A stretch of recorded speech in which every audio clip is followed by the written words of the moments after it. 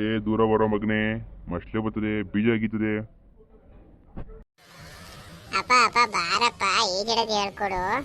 ನಡೆಯ ಹೇಳ್ಕೊಡ್ತೀನಿ. ನಮ್ಮ ಅಪ್ಪ ಎಷ್ಟು ಒಳ್ಳೆಯವ್ರು.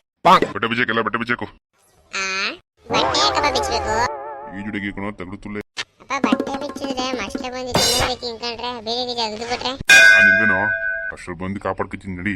ಸರಿ ಕಣಪ್ಪ ಬಾರಪ್ಪ ಹೇಳ್ಕೊಡು. ಅಪ್ಪ ಸಂಜು ಬಂದ, ಸಂಜುನು ಕರ್ಕೊಳ್ಳೋಣ ಆಟಾಡಕ್ಕೆ. ಏನಪ್ಪ ಸಂಜು, ಈಜುಡಿಗೆ ಬರ್ತದೇನಪ್ಪ ನಿನಗೆ? ಓ ಅಂಕಲ್ ಈಗೇನು ಈಗಲಿಲ್ಲ ಮೀನಿಗೂ ಆಟಾಡಿಸ್ತೀನಿ, ಮಸ್ಲೆಗೂ ಆಟಾಡಿಸ್ತೀನಿ ನಾನು. ಏನಪ್ಪ ಇದು ಮಗಂಗೂ ಹೇಳ್ಕೊಡ್ತೀಯ ಈಜುಡಿಯೋದು?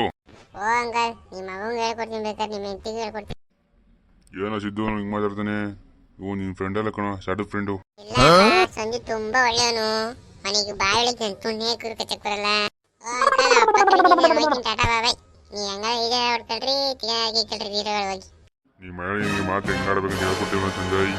ಇಡೀ ಸಾಯಂಕಾಲ ಇದಕ್ಕೆ ಅಂಕಲ್ ಬಂದು ಏನ್ ಮಾಡ್ತೀರಾ? ಅದೇ ಸಂಜು ಹೋಗ, ನೀನು ಹೋಗ್ತೀನಿ ಅಂದಲ್ಲ ಮನೆಗೆ ತಿಗಾ ನಿಂತ್ಕೊಂಡು. ಅವ್ರು ಬಂದು ಏನಾರು ಮಾಡ್ತಾರೆ ನಿನಗೆ ಅದು ಕಟ್ಕೊಂಡು ಬಂದಾಗ ನೋಡ್ಕೊ ಹೋಗೋ. ಸರಿ ಬಾಯ್ ಕಣ ಸಿದ್ದು. Uncle bye. ಕಳ್ಸ್ಕೊಳಲಿ ಯಾಕೋ ಬಂದೆ?